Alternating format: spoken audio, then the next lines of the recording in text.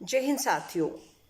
आज देश भर में एक अपील की गई कि आज 7 बजे 7 मिनट के लिए हम उत्तर प्रदेश के हाथरस की चंदपा गांव की हमारी जो बेटी अब हमारे बीच में नहीं रही, उसे श्रद्धांजलि दें। इसीलिए अपने अपने तरीकों से अपने संदेश, अपनी श्रद्धांजलियां, न्याय की इस आवाज को उठाने के लिए अपने अपने मंच का हम इस्तेमाल कर रहे हैं। मैं आपसे फेसबुक लाइव आज सिर्फ इसीलिए आई हूं क्योंकि सभी ने अपील की कि आज 7 बजे 7 मिनट के लिए हम उस बेटी को अपनी श्रद्धांजलि दें।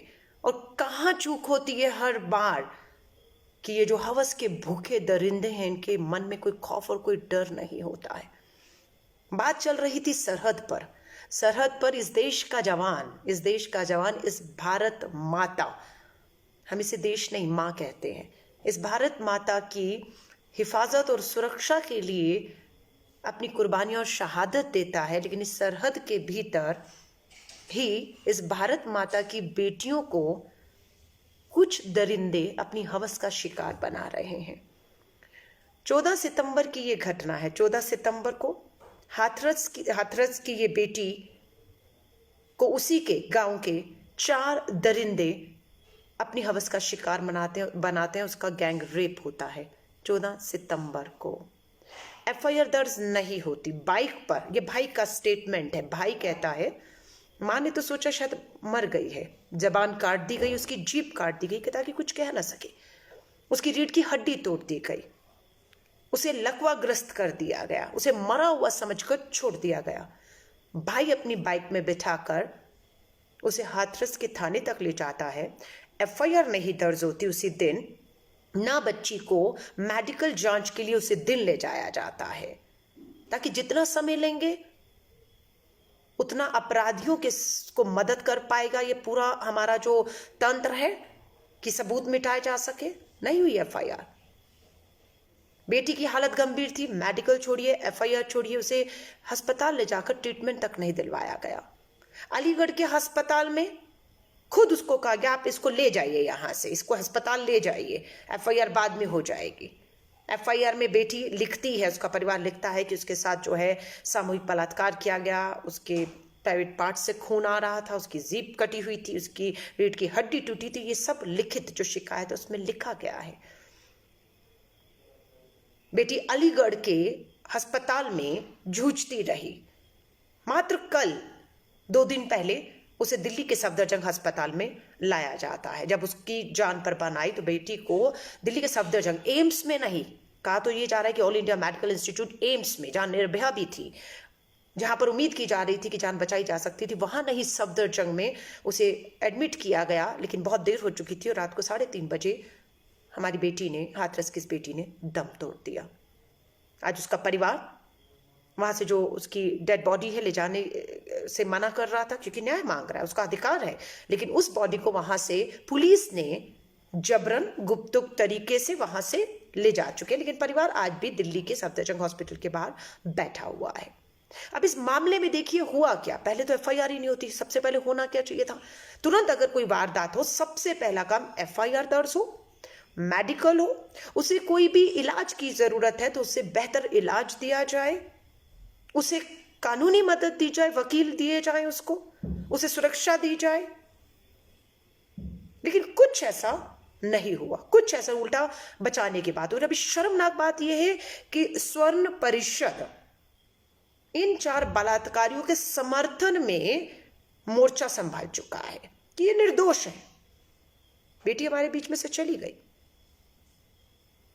न देश के प्रधानमंत्री आवाज उठा रहे हैं, न देश के राष्ट्रपति जी के यहां से एक लाइन का कोई स्टेटमेंट आता है उस परिवार के लिए, ना देश की हमारी जो महिला विकास मंत्री है वो कुछ बोलती है, ना दिल्ली का देश का महिला आयोग कुछ बोलता है, ना कोई गवर्नर बोलता है, ना कोई मुख्यमंत्री आवाज उठा रहा है, बलात्कारियों के बचाव में उतर आया। शर्म आती है, लानत है, थूकते हैं आप जैसे स्वर्ण परिषदों के मुंह पर। यहां तक कि ट्वीट्स पढ़िएगा। आगरा पुलिस का ये कहना है, आगरा पुलिस 24 सितंबर को ट्वीट करती है वारदात के 10 दिन के बाद और कहते हैं ये सब खबरें जो अखबार मीडिया में चल रही हैं कि लड़की के साथ गैंग रेप हुआ, ये झूठी है। हाथरस या आगरा पुलिस कहती है किसी तरह की कोई एफआईआर या ऐसा मामला ही नहीं है, पूरी कोरी झूठी खबर है जिसे अखबार मीडिया में उठाया जा रहा है। ये आगरा पुलिस का ट्वीट चेक करिए, उनकी स्टेटमेंट है। और आगरा पुलिस की स्टेटमेंट के ऊपर उत्तर प्रदेश में एक अधिकारी, आईएएस अधिकारी है, जो मुख्यमंत्री के कार्यालय को दिखते हैं, कोई शिशिर करके आईएएस अधिकारी है। शर्म कीजिए, बेटी है आपके घर में या नहीं है? चिंता करिए उस बेटी की अगर है तो।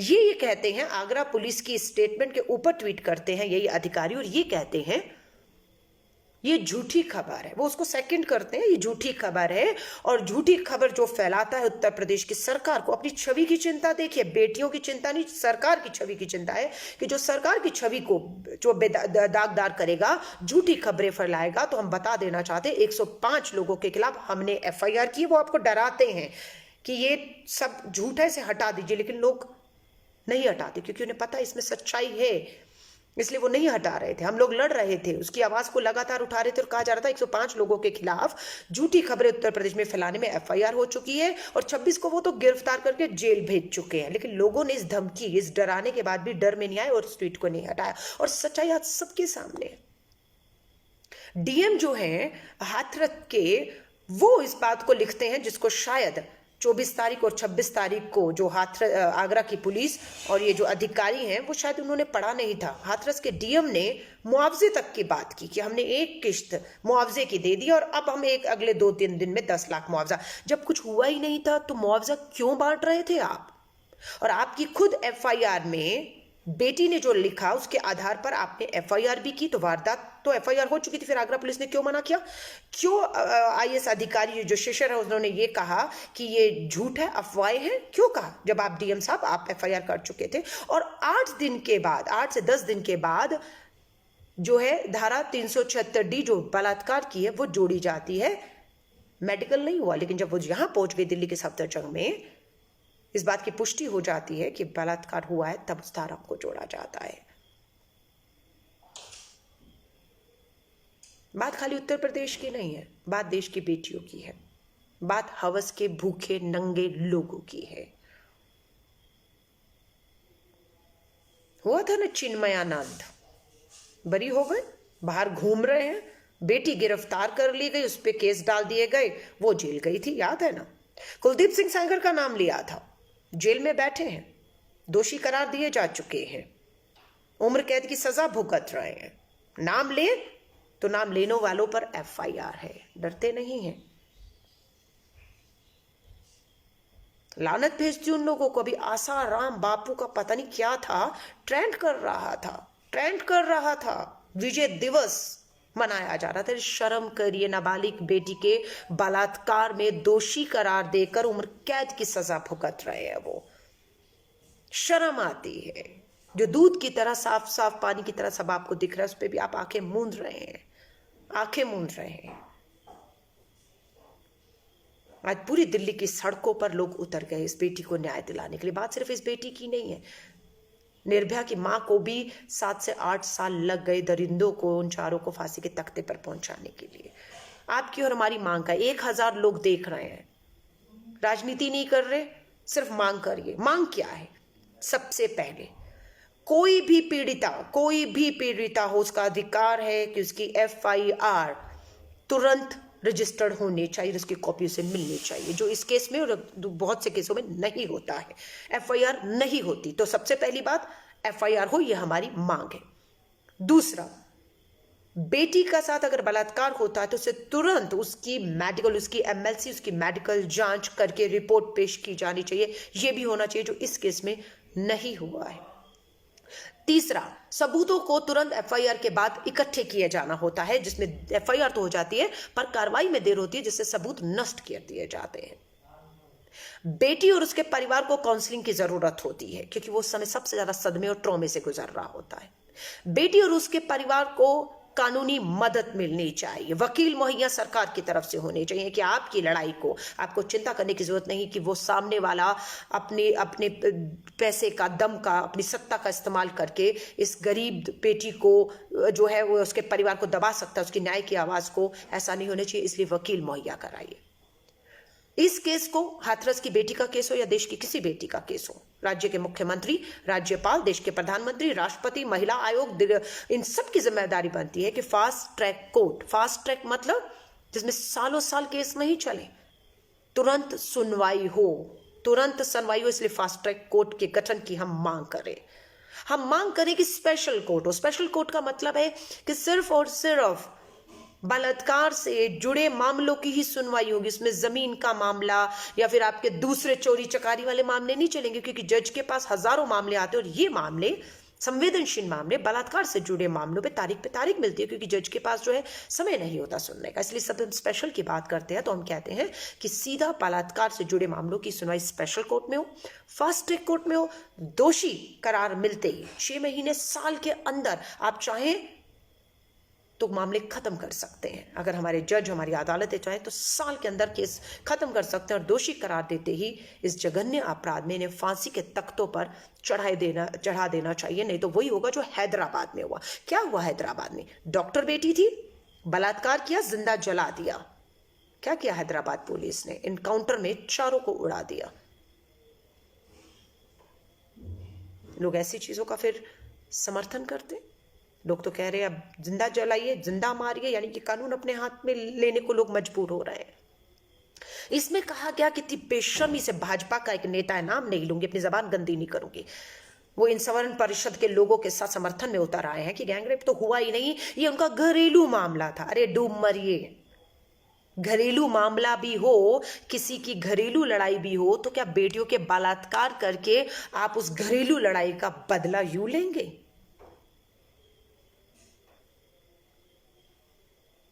कि आपसी रंजिश का मामला था, आपसी लड़ाई का मामला था, तो मतलब कि आपसी लड़ाई में एक पक्ष दूसरे पक्ष के परिवार की बेटी का बलात्कार कर दे और दूसरा परिवार बदला लेने के लिए अपनी बेटी का इज्जत। तो अब आप अपनी आपसी रंजिश का जो बदला है, एक पक्ष दूसरे पक्ष की बेटी का बलात्कार करेगा और उसका बदला लेने के लिए अब ये पक्ष उसकी बेटी का बलात्कार करेगा, क्योंकि आपसी रंजिश है। इसलिए इसको जो है इतनी गंभीरता से नहीं देना चाहिए। दो लोगों का आपसा का मामला, लेकिन बेटियों के बलात्कार से जुड़ा मामला है। देश के प्रधानमंत्री जी 2 दिन पहले डॉटर्स डे पूरा विश्व मना रहा था और डॉटर्स डे पर बधाइयां, शुभकामनाएं, बेटियों के साथ सेल्फी डालने की बात कर रहे थे। अब कैसे ये पिता जिसकी बेटी दम तोड़ चुकी है सेल्फी डालेगा? फिर जब खून खौलता है तो फिर वही कहते हैं, किनसे उम्मीद लगाए बैठे हैं? उस उत्तर प्रदेश के मुख्यमंत्री और उस देश के प्रधानमंत्री से जिनकी बेटी तो दूर, औलाद तक नहीं है। वो उस पिता का, उस भाई का दर्द क्या जाने जिनकी औलाद हैं, जिन्होंने सामने अपनी बेटियों के बलात्कार होते हुए देखे हैं, उन्हें दम तोड़ते हुए देखा है।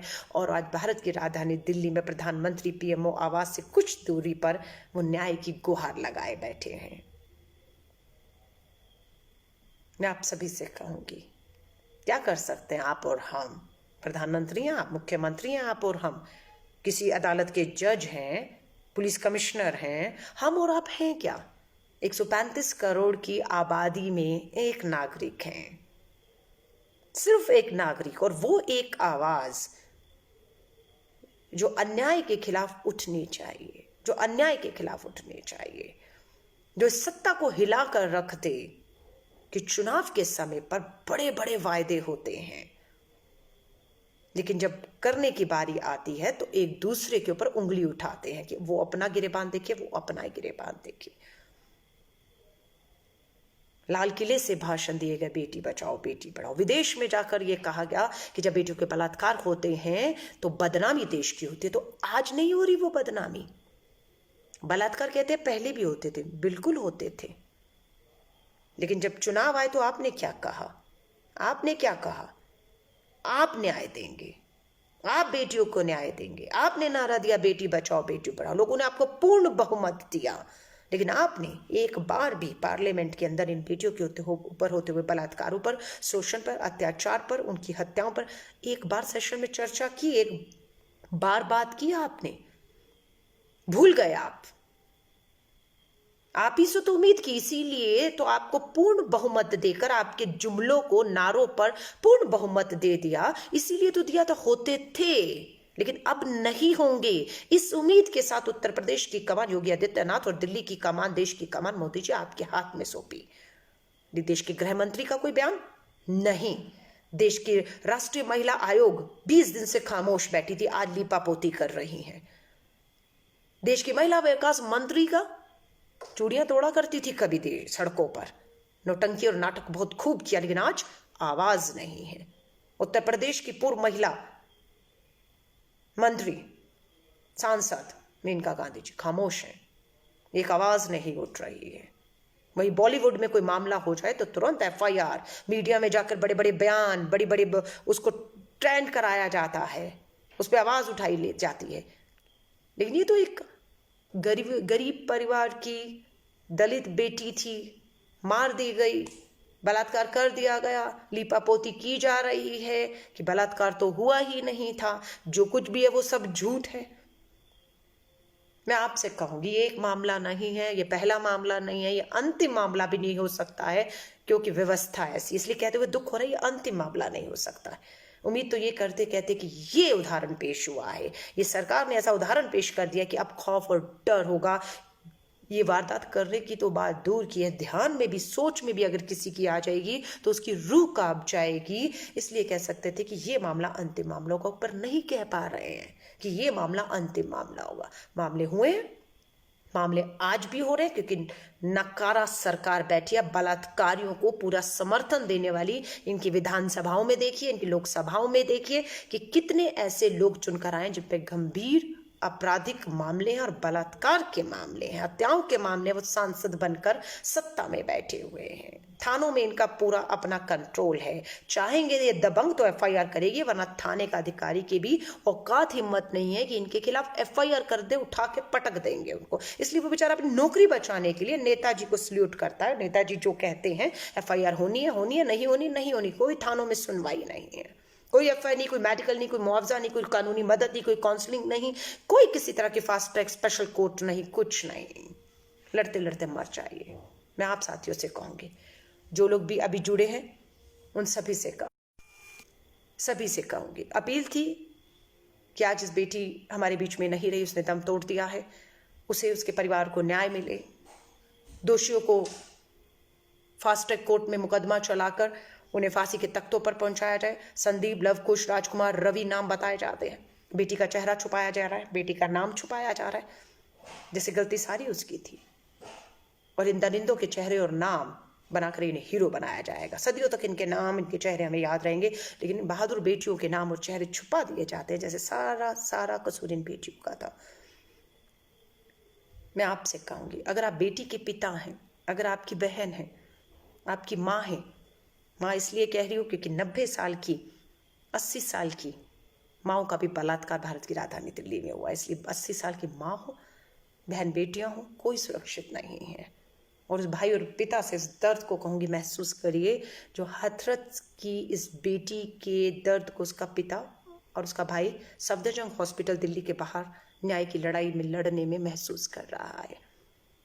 लोगों की अपील थी सोशल मीडिया पर कि मैं अपने तरीके से, अपने मन से इस बात को उठाऊं कि 7 बजे 7 मिनट के लिए इस बेटी को श्रद्धांजलि देकर हम इस लड़ाई में, इस आवाज़ में अपनी आवाज़ को शामिल करें। जितने साथी जुड़े हैं आप सभी से निवेदन करूंगी, उठाइए आवाज़, उठाइए। सारे प्रशासन पर, सत्ता पर, सरकारों पर, नेताओं पर, मुख्यमंत्री, प्रधानमंत्री, गृह मंत्री, सब पर दबाव बनाइए कि न्याय अब होना चाहिए। अब बस बहुत हो गया। अगर आप नहीं उठाएंगे आवाज़ तो ना जाने 56,000 मामले मात्र उत्तर प्रदेश में बेटियों के बलात्कार, अपहरण, हत्याओं के, शोषण के दर्ज हैं 56,000।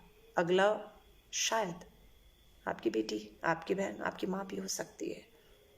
तब आप सोचेंगे कि लोग आवाज़ उठाएं। अगर आज आपने आवाज़ उठा रहे तो उम्मीद मत करिएगा, भगवान न करे ऐसा कुछ हो कि आप उम्मीद करें कि कोई आवाज़ उठाए और कोई आवाज़ आपको सुनाई ना दे रही हो, सन्नाटा हो जाए सब। और आप सभी से कहूँगी इस वीडियो को शेयर करिएगा ताकि उस परिवार को ताकत मिले, हजारों पीड़ित अभी भी जो न्याय की उम्मीद लगाए अदालतों के चक्कर काट रहे, उन्हें लगे कि हाँ हमारी आवाज कोई उठा रहा है, आज नहीं तो कल न्याय मिलेगा। ये सोती सरकारें, ये बिल्कुल नकारा सरकारें जागने पर मजबूर हो जाएंगी।